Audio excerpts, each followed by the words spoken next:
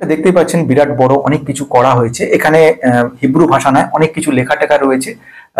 যে এই লেখাগুলোর পিছনে যে মালিক বা আসল যে কাজ, তার নাম হচ্ছে আমাদের গল্পের নায়ক। গল্পের নায়ক হচ্ছে রাজীব।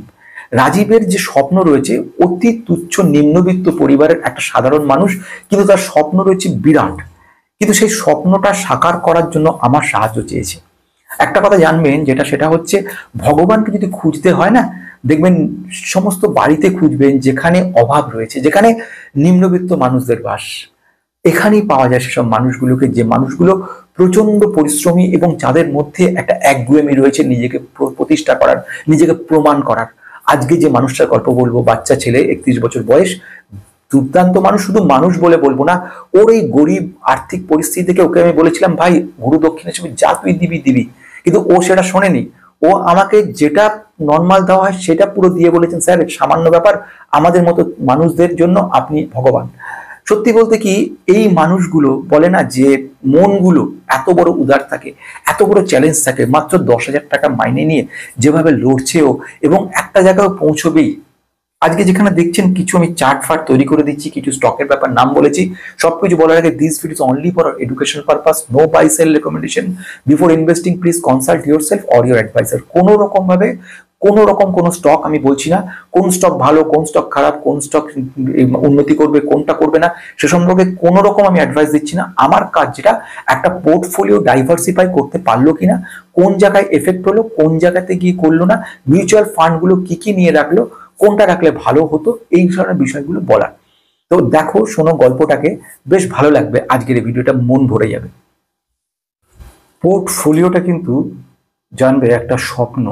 স্বপ্ন মানে এটা এমনই একটা জিনিস যেটা তিল তিল করে গড়ে তুলতে হয়, একটু একটু একটু একটু করে। আমরা যারা নিম্নবিত্ত মানুষ, আমাদের স্বপ্নের ফানুসটা বিরাট বড়। সেই ফানুসটা যেটা আকাশে উড়ে বেড়াচ্ছে, সেটাকে বাস্তবের মাটিতে নিয়ে আসাটা কিন্তু আমার কাজ। আমার কাজ অর্থাৎ তোমার তৈরি করা যে স্বপ্নটা, যেটা একদিন আকাশ ছবি, সেটাকে বাস্তবে রূপায়িত করার দায়িত্ব কিন্তু আমার হাতে। আমার এই সামান্য কাজ, অতি সামান্য কাজ, আসল সব তুমি, স্রষ্টা তুমি, তুমি হচ্ছে সব, উৎসাহী তুমি, ধৈর্য তোমার, আলটিমেটলি ফলটাও তোমার। আমি শুধু সেই যে দেখা স্বপ্নটা যেটা তুমি দেখছো, আমার কাজটা যখন সেটা রূপায়িত হবে, সেটা নিজে যখন উপলব্ধি করতে পারবো সেই জায়গাতে, তখন সেটার যে আনন্দ, সেই আনন্দটাই হচ্ছে আমার সবকিছু পাওয়া। এই যে কথাটা বলছি আমি যাকে নিয়ে, তার নাম হচ্ছে রাজীব। রাজীব মানে আমাদের গল্পের নায়ক হচ্ছে রাজীব। রাজীবকে আমি যে কথাটা বলতে চলেছি সেটা হচ্ছে একটা বাচ্চা ছেলে, অল্প বয়সী একটা ছেলে, ওই রাজীব ব্যানার্জি। ওর বয়স 31 বছরের বয়স রয়েছে। এই বাচ্চা ছেলেটাকে নিয়ে যে, ওর একটু গল্পটা না বললে পুরোটা বুঝতে পারবে না।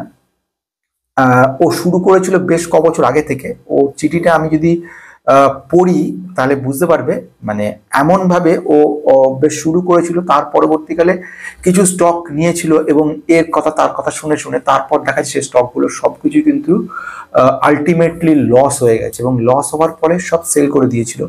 বিগত কয়েক মাস ধরে আমার কথা অনুযায়ী, মানে আমাকে ফলো করেছিল এবং ফলো করে একটু একটু করে সঞ্চয় তৈরি করেছে এবং একটা মোটামুটি পোর্টফোলিও নিয়ে এসছে। ওর একটা বড় স্বপ্ন রয়েছে। ওর স্বপ্ন রয়েছে ওর এই মুহূর্তে বাবা মাকে নিয়ে ছোট্ট জগৎ রয়েছে, সামান্য বেতন পায়, মাত্র 10,000 টাকা মাইনেতে রয়েছে। এর মধ্যেও স্বপ্ন দেখতে কিন্তু ভুলেনি। আমার যে শুরুটা করেছিলাম যে কথা বলে, আমরা মানে যারা স্বপ্নের ফানুস নিয়ে চলি, কখনো সেই স্বপ্নের ফানুসটা যেন ফেটে না যায়, সেটাকে আমাদের বাস্তবে নিয়ে আসা, সেটা হচ্ছে রূপকার হিসেবে কাজ আমার। ওর যে স্বপ্নটা দেখেছে, 14খানা স্টক নিয়ে রেখেছিল। আমি ওর জায়গায় আসছি, কি চিঠিটা লিখেছে। ওর চিঠিটা এবার আমি একটু পড়ছি।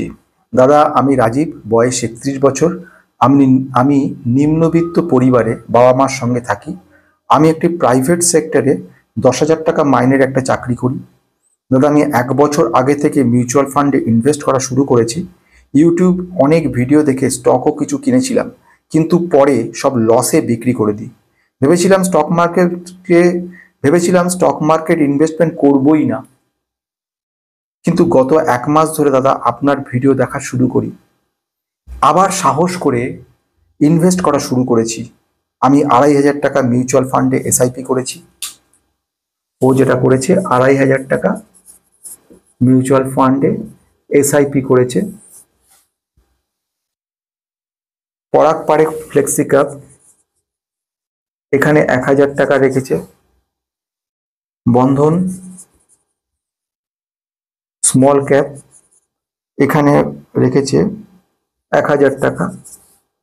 আর একটা করেছে কোটাক মিড ক্যাপে, সেখানে রেখেছে 500 টাকা। এইভাবে 2,500 টাকাও ভাগ করে রেখেছে।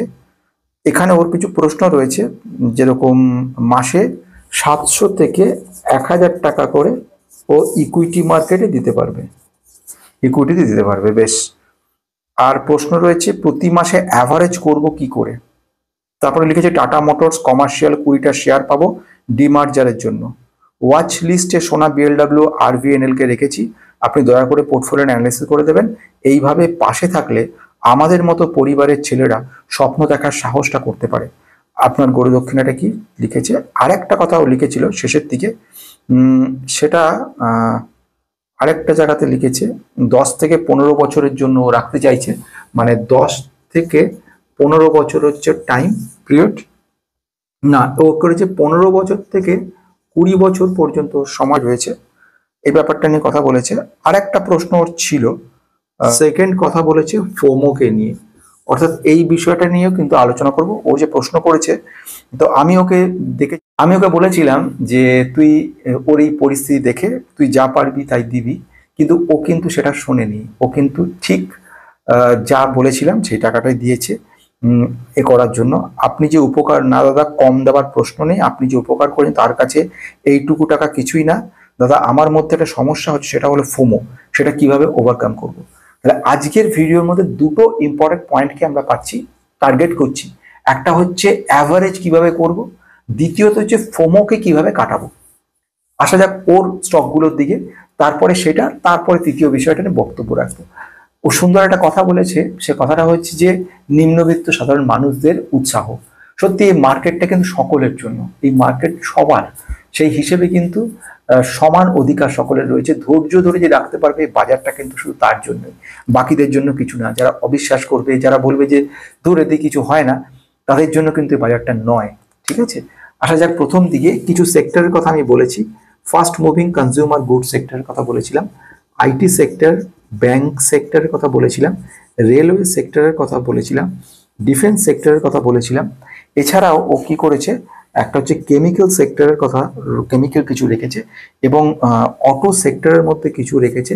অটো সেক্টরকে রাখার পরে রিনিউয়েবল এনার্জি সেক্টরের কিছু রেখেছে। এই হলো টোটাল ওর 8টা সেক্টর রয়েছে। যে সেক্টরটা নেই সেটা হচ্ছে ফার্মা সেক্টর, ফার্মা সেক্টরের কিছুটা অ্যাড করা দরকার আছে। আর একটা বিষয় কথা বলার রয়েছে, সেটাও বক্তব্য, সেটা হচ্ছে কি কি রেখেছে। যেরকম ফাস্ট মুভিং কনজিউমার গুডস এর মধ্যেও কিন্তু রেখেছে ভিবিএল কে, বরুণ বেভারেজ লিমিটেড, অসাধারণ কোম্পানি, কোম্পানিটাও দারুণভাবে কাজ করছে। প্রথম আমি আসবো সেটা হচ্ছে Hindustan aeronautic limited. Hindustan aeronautic limited বা HAL, এই কোম্পানিটা কিন্তু লার্জ ক্যাপ কোম্পানি। এই কোম্পানি 3,09,000 কোটির মার্কেট ক্যাপের পি রয়েছে ঠিক এই মুহূর্তে 37, তার মানে খুব সুন্দর জায়গা রয়েছে। বিউটিফুল কোম্পানি, ডিফেন্স সেক্টরের একটা সেরা কোম্পানি বলা যেতে পারে হিন্দুস্তান অ্যারোনটিক লিমিটেড। 2 নম্বর যে কোম্পানিটা রেখেছে সেটি HCL টেকনোলজি। HCL টেকনোলজি মানে এটা কিন্তু রয়েছে আইটি সেক্টরের মধ্যে পড়ছে। এবার আসছে কি, এই কোম্পানিটা লার্জ ক্যাপ কোম্পানি, 4,10,000 কোটির মার্কেট ক্যাপালা কোম্পানি, পি রয়েছে 24, মানে এটাও কিন্তু ভ্যালুয়েশন সুন্দর জায়গা রয়েছে। তৃতীয় যে কোম্পানির কথা হচ্ছে HDFC ব্যাংক। HDFC ব্যাংক কিন্তু ব্যাংকিং সেক্টরের মধ্যে একটা সেরা ব্যাংক বলা যাবে, প্রাইভেট ব্যাংকগুলোর মধ্যে। কোম্পানিটা 15 লক্ষ কোটি টাকার উপর কিন্তু এদের মার্কেট ক্যাপ রয়েছে, অ্যারাউন্ড পি রয়েছে 20.9। শুধু পি নয়, এখানে আরো অনেক কিছু দেখার রয়েছে। খুব সহজ যদি বলি, কোম্পানিটার ক্ষেত্রে, ব্যাংকটার ক্ষেত্রে, ফাইন্যান্স ইনস্টিটিউশনের ক্ষেত্রে একটা সেরা বলা যেতে পারে। এদের ম্যাক্সিমাম কিন্তু এনপিএ পরিমাণ খুব কম এবং রেকর্ড পরিমাণ কম এনপিএ। এটা কেন, ম্যাক্সিমাম টার্গেট ছোট ছোট লোন এদের, বড় বড় কোটি কোটি টাকা, কয়েক কোটি 10-20 কোটি টাকার এত বড় লোন এরা কিন্তু দেয় না। এদের মাইক্রো ফাইন্যান্স ব্যাপারগুলোকে বেশি ওরা টার্গেট করে রেখেছে। বিউটিফুল। HCL টেকনোলজিকে বলা বাহুল্য, ক্লাউড কম্পিউটিং, ইনফরমেশন টেকনোলজি, এর সঙ্গে সঙ্গে আর্টিফিশিয়াল ইন্টেলিজেন্স, তার উপর কাজ করছে, প্রচুর বড় অর্ডার আছে। কোম্পানিটা কিন্তু আইটি সেক্টর ডাউন, সেই জন্য রিটার্ন কিন্তু খুব বেশি দিচ্ছে না, ডিভিডেন্ড দুর্দান্ত দেয়। আমি যে কোম্পানিটার পরে চলে আসবো সেটা হচ্ছে রেলওয়ে সেক্টর IRFC।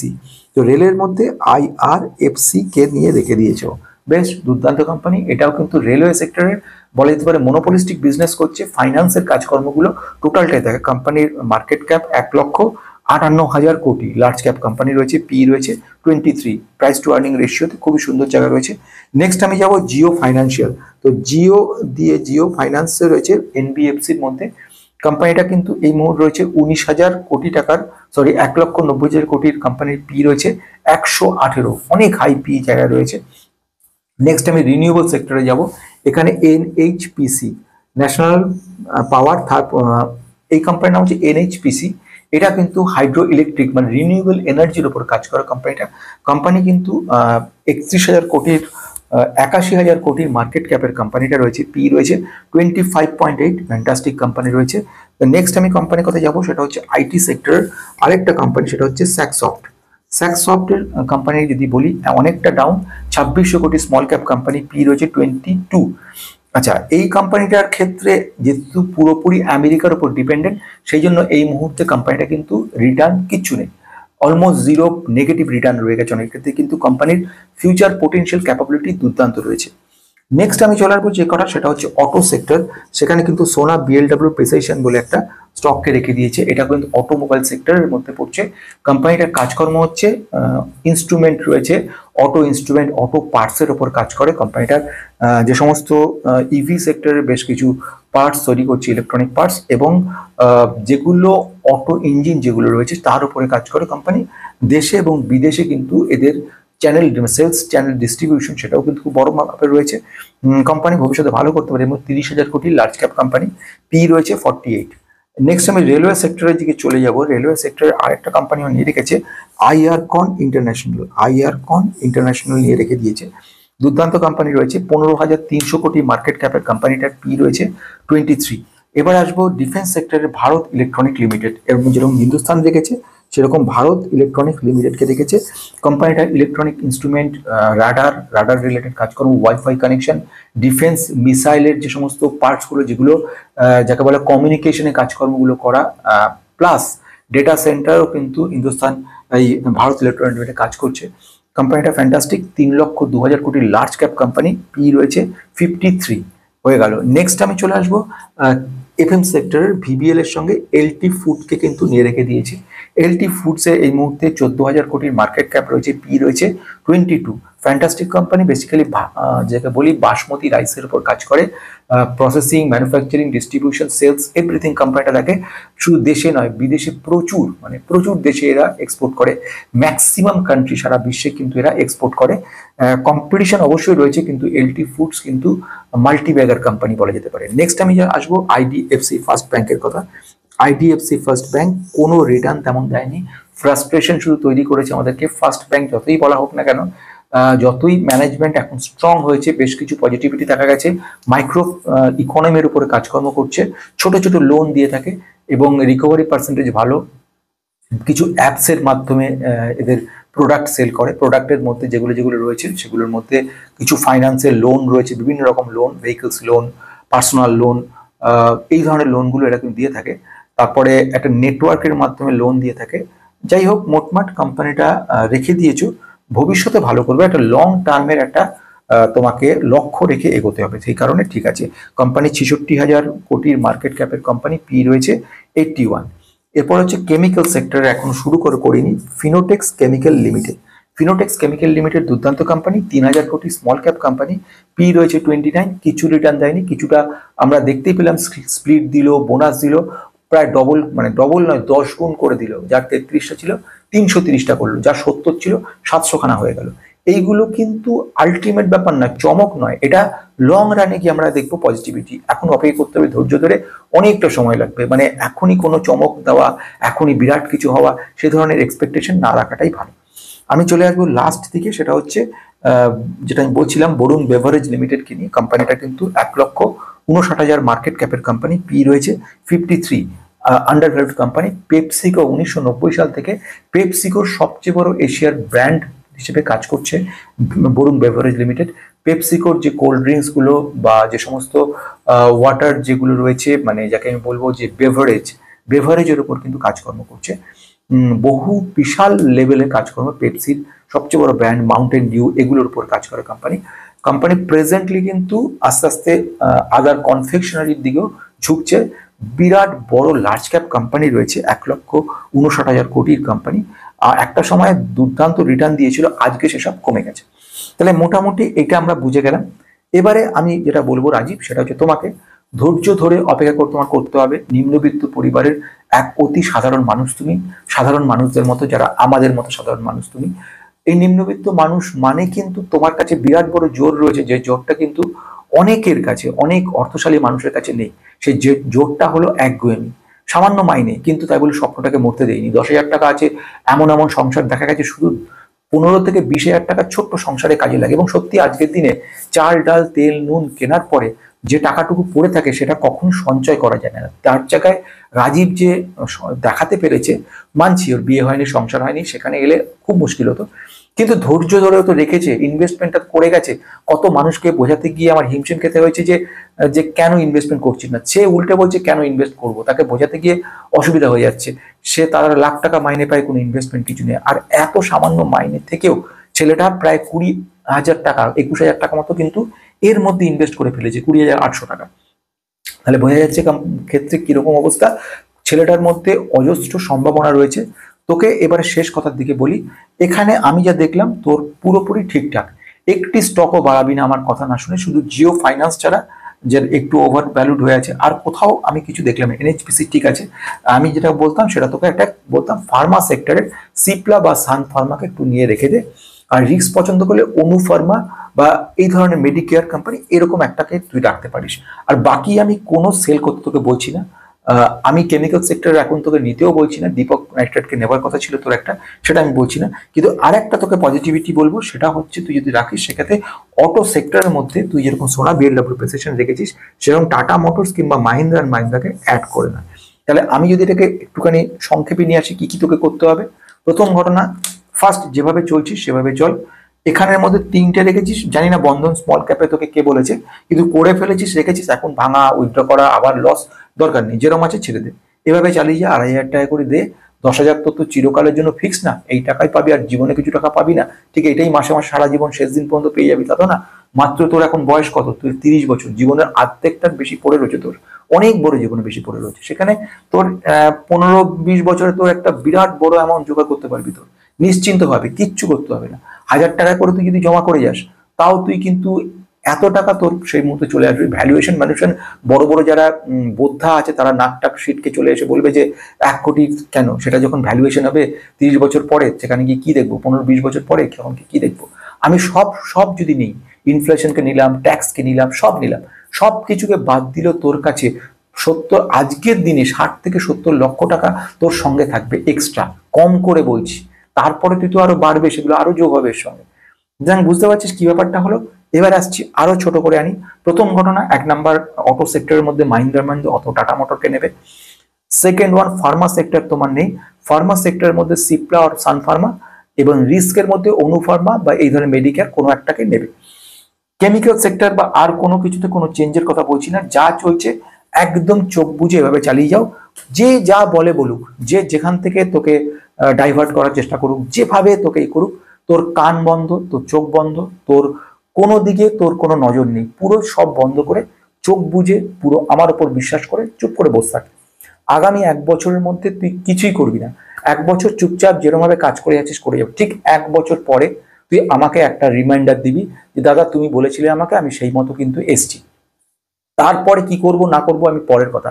আগামী 1 বছর তুই আর কোনো দিকে, তুই শুধু নিজের বাবা মাকে দেখ আর নিজের কাজটাকে নিয়ে ব্যস্ত থাক। কাজটাকে শেখ, ভালো করে মন দিয়ে শেখ। যদি একটু বেটার কোনো কাজ, কি কাজ করে জানি না, যাই হোক যেটাই কর না কেন মনোযোগ সহকারে সেই কাজটা কর। আর পুরোপুরি যদি ভরসা করার ইচ্ছা থাকে, তাতে সবার উপরে ভরসা তো তাকে করবি, ঈশ্বরকে, যার ছাড়া, তার ওপর ছাড়া কেউ নেই। আর দ্বিতীয়ত, যদি ভরসা করার ইচ্ছা আদৌ থাকে, তাহলে এই মানুষটাকে কিছুদিনের জন্য, অন্তত 1টা বছরের জন্য ভরসা কর। যদি 1টা বছরে কি হয় কি না হয়, তারপরে তুই আমাকে বলবি দাদা তুমি যা বলেছিলে ভুল বলেছিলে। শুধু 1টা বছর চোখ বুঝে যে কটা বললাম সে কটাকে মেনে রেখে তুই কাজটা করে যা, আর কিছু দেখবি না। বোঝা গেছে? আজকের মতো আমি এখানে শেষ করতে চলেছি। রাজীব, তোর কথা নিয়ে বলি, যে যেভাবে চলছো কাজ করে যাও, প্রতি মাসে 1000 টাকা করে তুমি যেখানে জমা করবে বলছো। এবারে আমি তোকে বলি, দুটো প্রশ্ন তো ছিল। ইয়েস, একটাকে অ্যাভারেজ করার কথা বলেছিলে। অ্যাভারেজ কিভাবে করবো? কিছু না, অ্যাভারেজ করবি বলতে ধরে নে তুই মাহিন্দ্রা অ্যান্ড মাহিন্দ্রা যদি করিস 1000 টাকা তোর দিলে হবে না, তুই এর মনে কর এফসিএল, প্রতি মাসে তোকে একটা এফসিএল নিচ্ছিস, এবং মনে করে নি ভারত ইলেকট্রনিক লিমিটেড তুই প্রতি মাসে নিয়ে যাচ্ছিস। তুই 1000 টাকা করে তুই যদি পাস, জাস্ট ফর এক্সাম্পল দিচ্ছি, মানে এটাই নিবি তা না, জাস্ট ফর এক্সাম্পল দিচ্ছি, এটা 300 রয়েছে, এটা মনে কর 700 রয়েছে, ঠিক আছে?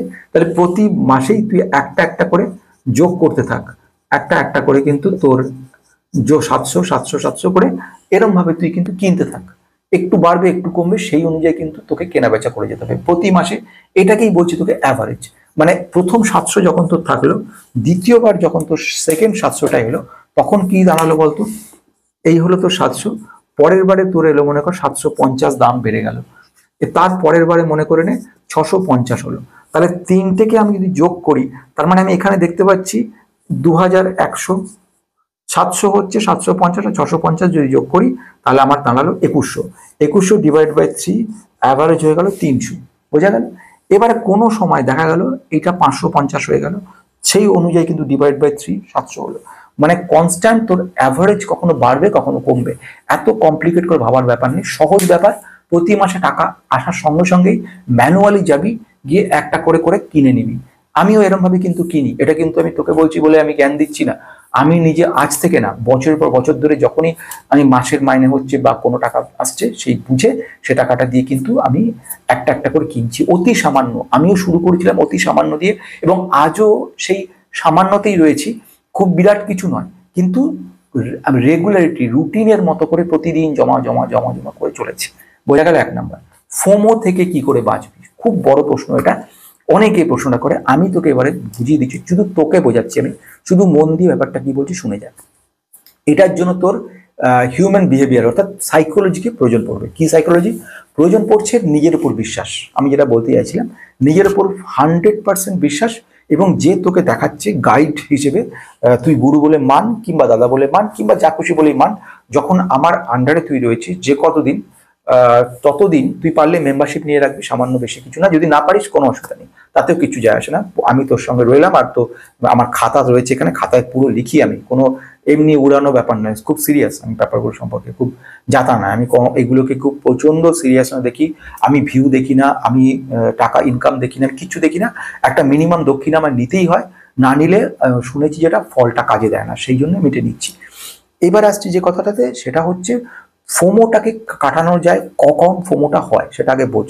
Fear of missing out. হঠাৎ করে মনে হচ্ছে যে সেমিকন্ডাক্টরের যে এএসএম টেকনোলজি, সেটা এই দামে আর ভবিষ্যতে কোনোদিন পাবো না, সেই মনে করে ইনভেস্টাররা তার উপর ঝাঁপায়, কনস্ট্যান্টলি কিনতে থাকে, আমি কিনবো আমি কিনবো, সব পাগল হয়ে যায়। তখন তারা ধার দেনা করে পর্যন্ত কিনতে থাকে, ভাবে যে এখন যে 3000 টাকায় যে এএসএম টেকনোলজিটা আছে, জাস্ট ফর এক্সাম্পল, ভবিষ্যতে সেটা থাকবে না, সেই কারণে সে কিনতে থাকে পাগলের মতো। এবং যখনই কেনে, আলটিমেটলি এরপর যখন পতন ঘটে, মহাপতন ঘটে, 3000 টাকা স্টকটা কি দাঁড়িয়ে গেল 1500 টাকা 1600 টাকা, তখন তারা মাথার চুল ছেড়ে। এবারে মুশকিলটা হয় কি, তারপর যখন 1500-তে 1400 1000-এ চলে আসে 3000 টাকা স্টকটা, তখন তারা প্রচন্ড লসে থাকে। একেই বলে ফোমো। ফোমো থেকে বাঁচার জন্য যে সাইকোলজিটা ইউজ করবি, সেটা হচ্ছে শুধু কনসেন্ট্রেট থাকবি শুধুমাত্র নিজের এই সার্কেলের বাইরে যাবি না। এটা হয়ে গেল প্রথম ঘটনা। আর দ্বিতীয় ঘটনা সেটা আমি যেটা বলবো, সেটা হচ্ছে স্টকগুলোকে মুভমেন্ট দেখার দরকার নেই, রোজ রোজ বারবার করে খুলে খুলে দাম বাড়লো কমলো কিচ্ছু না। যখন দেখবি, সেটা কি করবি, ছুটির দিনে একবার লক্ষ্য রাখতে পারিস, মাসে একবার, কিংবা কোনো শনিবার ছুটির দিন বা রবিবার ছুটির দিন, যেদিন তুই কেনা বেচা করার তোর কোনো ক্ষমতা থাকবে না, সেই সময় তুই একবার লক্ষ্য রেখে দিবি যে স্টকগুলোর অবস্থা কি। বোঝা গেছে? এমন দিন যেদিন তোর কেনা এবং বিক্রি করা দুটোর কোনো জায়গা থাকবে না। বোঝা গেছে? তাহলে এইরকম পরিস্থিতিতে তুই দাঁড়িয়ে রয়েছিস, একদম ক্লিয়ার।